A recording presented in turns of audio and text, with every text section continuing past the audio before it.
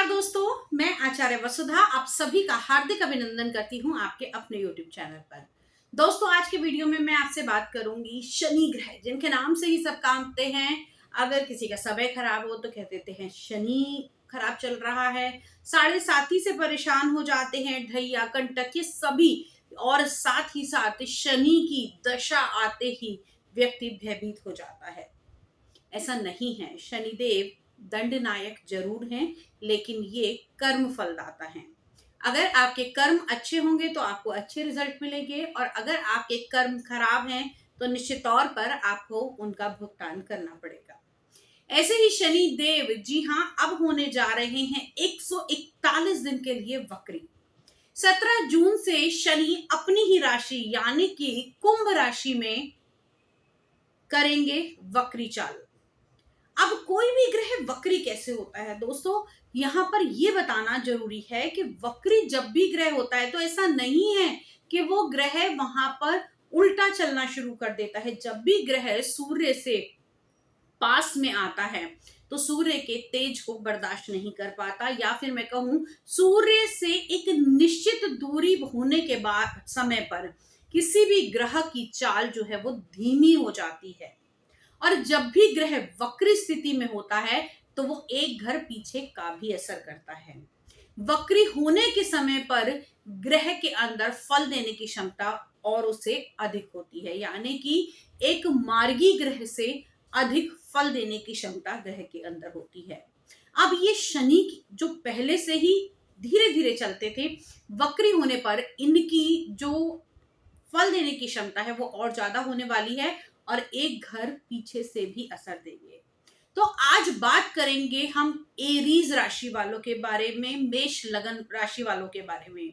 तो मेष राशि की अगर मैं बात करूं तो अभी मेष राशि वाले जातकों के 11वें भाव में, यानी कि आपके एकादश भाव, आपके लाभ के, इच्छा पूर्ति के, आपके डिजायर के भाव के अंदर शनिदेव होने जा रहे हैं वक्री।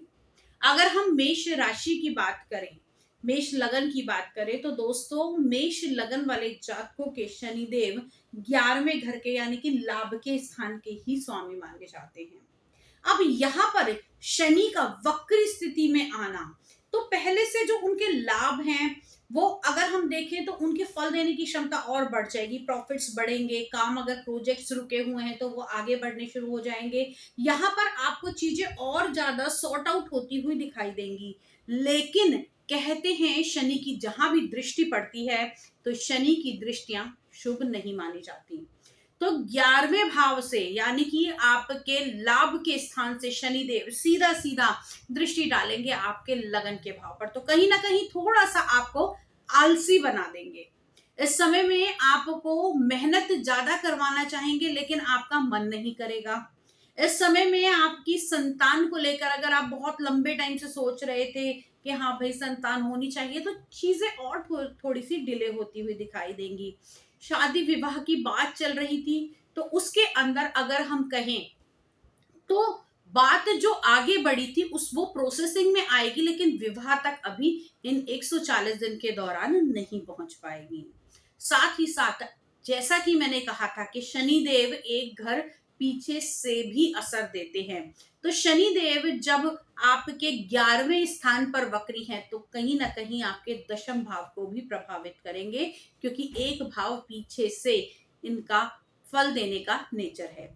तो अब यहाँ पर जो लोग जॉब चेंज करना चाहते थे उनकी जॉब बदल सकती है, जिन लोगों को ट्रांसफर नहीं मिल रहा था वो ट्रांसफर मिल सकता है। और सबसे बड़ी बात ये देखिए कि शनिदेव यहाँ पर शतभिषा नक्षत्र के अंदर अपनी राशि अपना वक्री स्थिति में जाएंगे, और शतभिषा नक्षत्र जो माना जाता है वो राहु का नक्षत्र माना जाता है।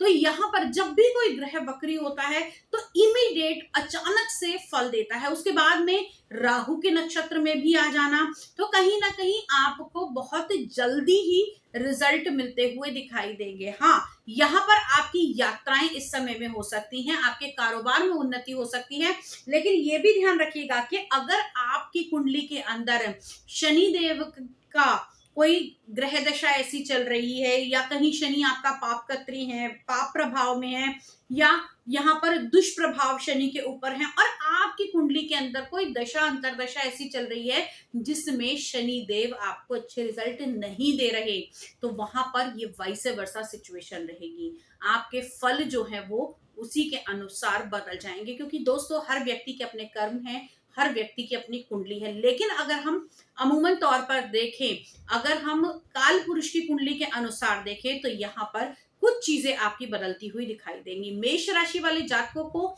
मेष लगन वाले जातकों को ये जरूर ध्यान में रखना पड़ेगा कि यहाँ पर शनि एकादश भाव में आपसे मेहनत तो कराएंगे, लेकिन इस समय में आपको इमीडिएट रिजल्ट देने की भी शक्ति रखते हैं। तो यहाँ पर आपको वो ही काम करने चाहिए जिसमें आपको रिजल्ट बहुत जल्दी मिल जाए। बड़ा इन्वेस्टमेंट करने से पहले आपको 2 बार सोच लेना चाहिए। और साथ ही साथ ये बता दूं, आपके कर्म के स्वामी भी हैं शनिदेव, तो यहाँ पर जो भी काम करेंगे उसके वैसे ही रिजल्ट मिलेंगे। अपनी लेबर को अगर आप परेशान कर रहे हैं तो शनिदेव इस समय में आपको रिजल्ट ऐसे देंगे कि आपकी लेबर काम छोड़ के चली जाएगी, या फिर मैं कहूं कि आपका लेबर वर्क जो है वो खराब होता हुआ दिखाई देगा।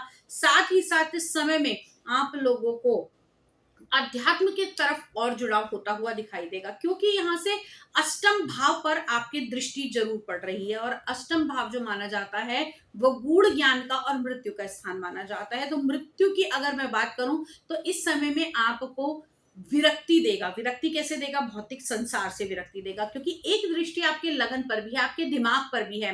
तो यहाँ पर आपको एकांतवादी अवश्य बनाते हुए दिखाई देंगे, और ये एकांतवादी आपको बहुत ही ज्यादा स्पीड से आपको लगेगा, आपको ये लगेगा सब मोह माया है, सब चीज बेकार है, मुझे इन सब से कट ऑफ हो जाना चाहिए, मुझे किसी रिलेशनशिप की जरूरत नहीं है, मुझे प्रेम की जरूरत नहीं है, क्योंकि पंचम भाव को भी इस समय में प्रभावित करे किया हुआ है शनिदेव ने। तो आपके लिए जो सबसे बेनिफिशियल चीज रहेगी वो रहेगी कि इस समय में आपको भगवान शिव की उपासना अवश्य करनी चाहिए।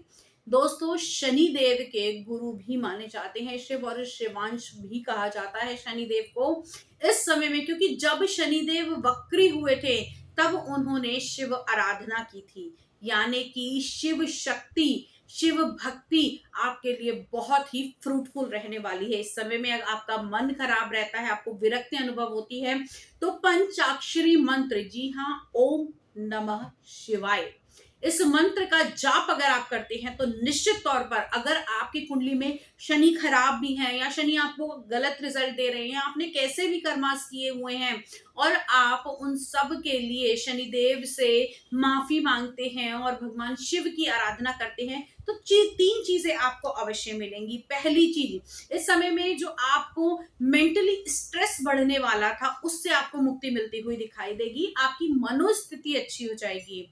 दूसरी चीज, यहाँ पर आपको समाज के साथ जो आपका कटाव बनने वाला है उस कटाव को रोकेगा, आपको समाज के साथ जोड़कर चलेगा। इस समय में आप अपने कैरियर पर भी फोकस कर पाएंगे अगर आप ओम नमः शिवाय का जाप करते हैं। तीसरी चीज, आपको विरक्ति तो देगा लेकिन आपको गूढ़ ज्ञान की तरफ लेकर जाएगा। ये ज्ञान किसी भी तरीके का हो सकता है।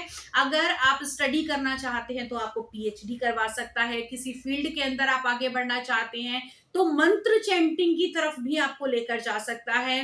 ये किसी भी चीज की डीप नॉलेज आप लोगों को इस समय में करवा सकते हैं, और ये 140 दिन आप लोगों के सीखने के हैं। इस समय में शनि की वक्री चाल आपको इतना बड़ा लेसन देकर जा सकती है जिससे आपके आने वाले समय में आपकी उन्नति होगी।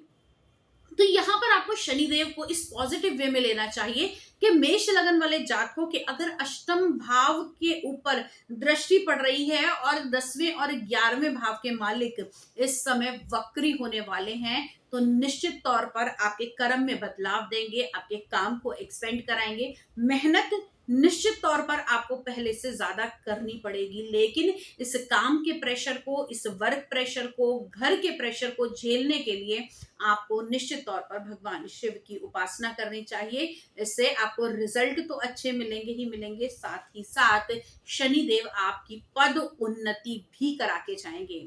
इस चीज को नोट कर लीजिएगा कि ये 140 दिन अगर आप शनिदेव की आराधना से ज्यादा भगवान शिव की उपासना करते हैं तो आपको रिजल्ट पहले से बिल्कुल चेंजेस होते हुए दिखाई देंगे। तो इस समय को बिल्कुल भी वेस्ट ना जाने दें। ये अगर आपकी कुंडली में मैं कहूं वक्री स्थिति आई है तो बहुत कुछ दे सकती है, और वो भी राहु के शतभिषा नक्षत्र के अंदर। अगर शनिदेव आपकी कुंडली में आपके प्रॉफिट के आय के भाव में वक्री हो रहे हैं तो उस चीज का आपको फायदा निश्चित तौर पर उठाना चाहिए। आज के वीडियो में इतना ही। अगले वीडियो में आपसे फिर से मुलाकात करती हूँ। तब तक के लिए जय मां भगवती।